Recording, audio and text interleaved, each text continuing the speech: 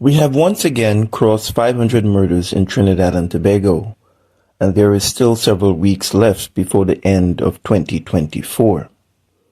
This is the seventh time in our nation's history that we've surpassed such a gruesome milestone.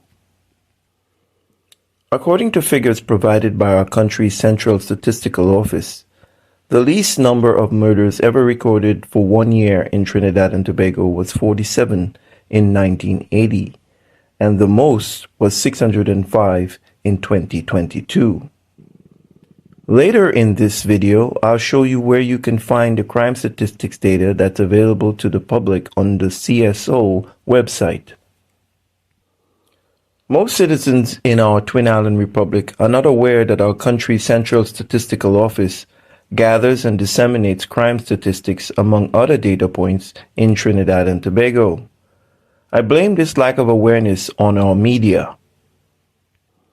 Additionally, they fail to investigate or follow up on the information given to them by our politicians and our police service when it comes to the crimes committed in this country.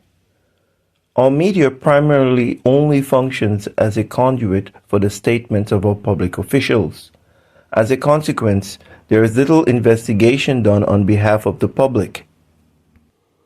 Therefore, we are completely oblivious to the level of success or failure our government's efforts are having in addressing crimes committed in our country. Also, because there is little or no follow-up on stories previously reported upon, we are left to wonder what was the outcome of a police probe or a court case. There was a time when our media judiciously reported on such cases. Now, they no longer do so. This particular omission should be very concerning to all of us as it provides yet another layer of cover for clandestine conduct in our judicial and penal systems by keeping the public in the dark. This is not good for any democracy. Apart from the bread and butter issues our media already highlights, there are a lot more nefarious deeds being carried out in our Twin Island Republic that they don't cover. I often accuse our media fraternity of being in lockstep with our politicians and our country's national security apparatus. This should be of no surprise to us if we ask ourselves who owns the media and who benefits from us being kept uninformed. As a former court reporter for Newsday, I rub shoulders with many of this country's notable legal personalities. Attorneys such as Mario Merritt, Senior Counsels Pamela Elder, Keith Scotland, Israel Khan, the assassinated Dana Setahal, and Carl Hudson Phillips QC, along with a host of others. I also covered high-profile cases like the Vindra Naipal Coolman murder trial, the Airport Authority scandal involving among the litigants the late Prime Minister Bastille Patande and Carlos John, as well as the extradition hearings of Steve Ferguson and Ishwar Galbaran Singh. During my brief stint reporting on the goings-on in our nation's courts, it didn't take long for me to realize how corrupt Trinidad and Tobago really is. Like in my previous video where I highlighted the government's neglect to maintain basic public services for the citizens of our country, I can safely say that their crime-fighting efforts, if you can call it that, mirrors this indifference and their failures. The Special Anti-Crime Unit of Trinidad and Tobago, or SORT, which was established by the People's National Movement government in 2003, was comprised of members of Trinidad and Tobago's police and defense forces, regiment, coast guard, and civilian personnel.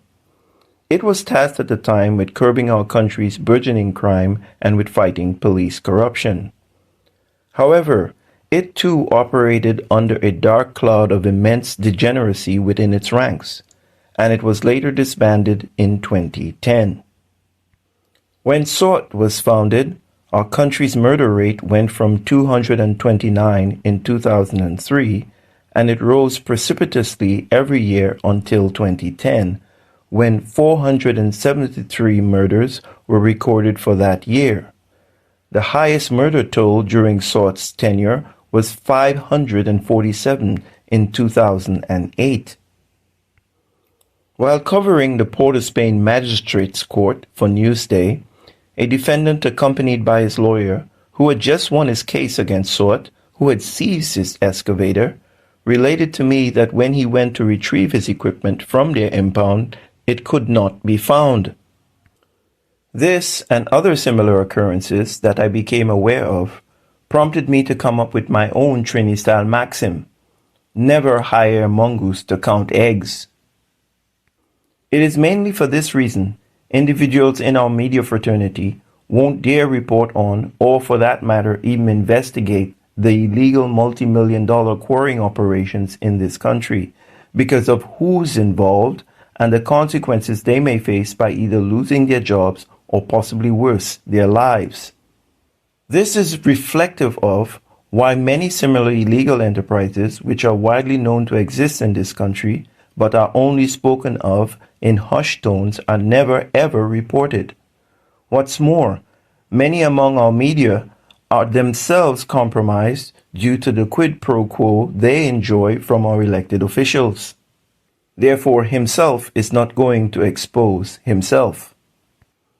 I already know what certain politicians and ranking members of our Trinidad and Tobago Police Service will say about my critique. I'm undermining their efforts to fight crime in the country by creating mistrust among members of the public. To this I'll say, many citizens of this country, given their poor track record, already don't trust them. Let's go to the CSO website where we will take a cursory look at our crime statistics. However, just before we do so, I want you to consider that these are not just raw figures. These are human beings, citizens of our country, and with regards to those who were murdered, not everyone was involved in gang-related offenses. There is a personal and intimate story behind each death, especially for their loved ones and friends who still want answers and seek justice. This is the address of the CSO website. You'll find crime statistics data under population and vital statistics. When you scroll down, you'll see a synopsis of crime data for 2022. In fact, the crime statistics data is only available up to 2022. Further down, you will find under the heading Police all the Excel files you can download. Now, let's briefly look at the crime data from 1975 to 2022. What's interesting about this are the headings of all the various crimes listed in one panoramic view on the spreadsheet. Apart from murders, you have kidnappings, manslaughter, wounding, breaking and burglary, which should actually be spelled break-ins. We also see among others listed larceny, narcotic offenses, possession of firearms and ammunition, and it ends with total serious crimes. As I scroll down, you can see the numbers under murders tick upward. At the bottom of the spreadsheet window, you can see tabs with abbreviations SRC and MC-MO, which stands for Serious Reported Crimes, Minor Crimes and/or Minor Offenses.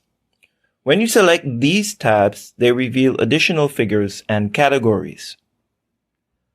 When I initially visited the CSO website in 2021, it only had crime statistics for 2018. I found the data provided in this file more comprehensive than what is now currently available. That raw file looks like this. Now, this would seem like less information than what I previously showed you, but look at the bottom of the spreadsheet window. You'll see tabs for the different police divisions. If you click on them, you'll get a breakdown of crimes for the different districts in those divisions, which you will see listed in the left column. You will notice you have to do a lot of scrolling to the right to see all of the crime headings. At the time when I came upon this file, I wrote an article analyzing and giving a breakdown of the data on this particular spreadsheet, which I posted to my Facebook page. Thus, I felt it necessary to make the 2018 information more palatable, streamlined, and easier to visualize. Towards this end, I removed a few columns and I placed the divisions to the left of the spreadsheet.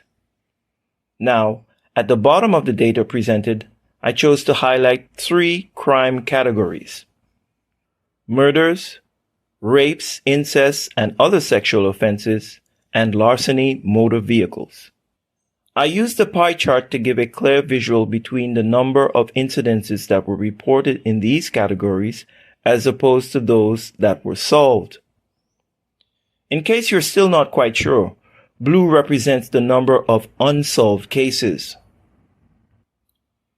Here is a brief excerpt from that 2018 article, which I will place a link to in the description. Trinidad and Tobago in 2018 had 516 murders, and according to CAPA, the Crime and Problem Analysis branch of our police service, only 34% of these were solved.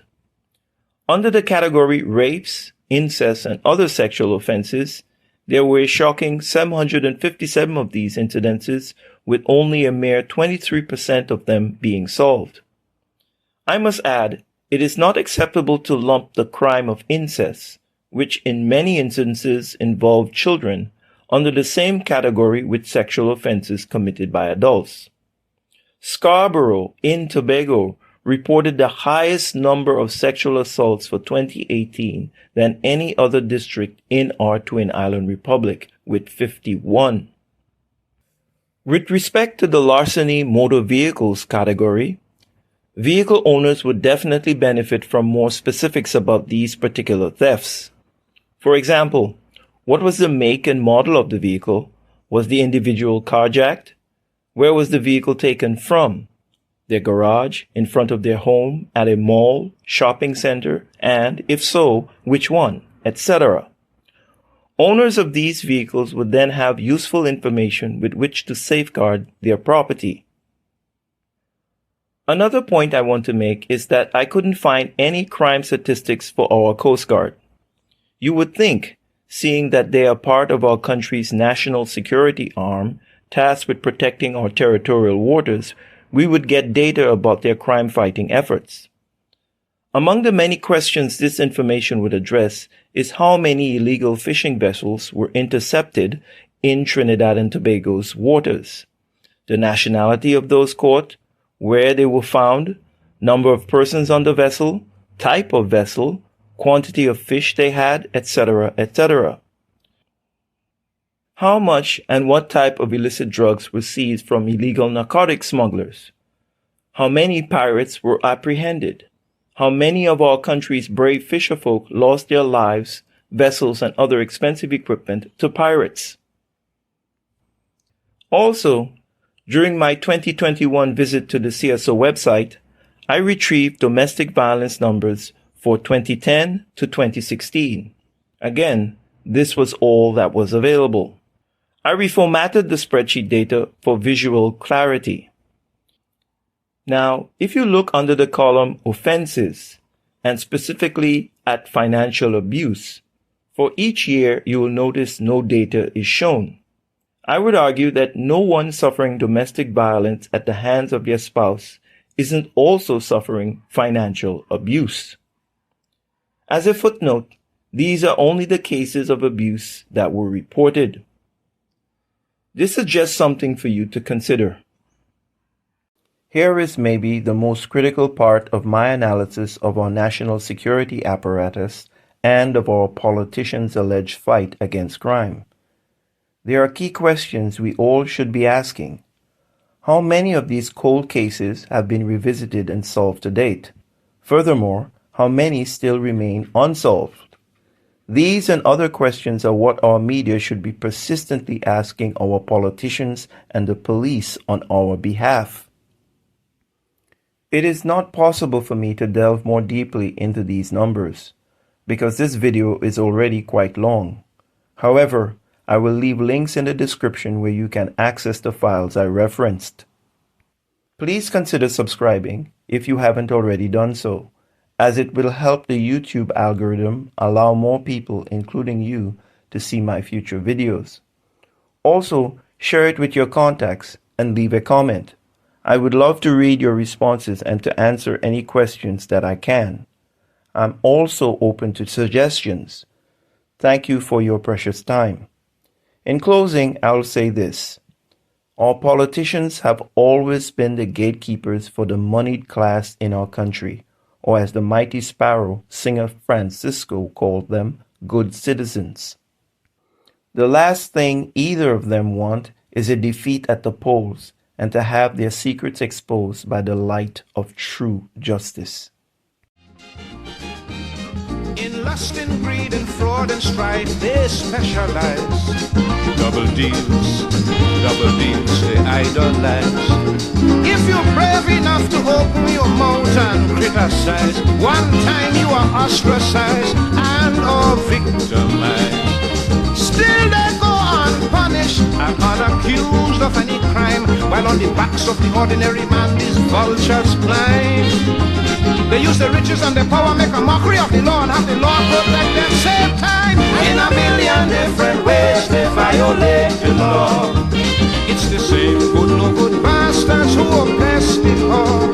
They controlling bootlegging, dope peddling, prostitution and piracy. These good citizens are the architects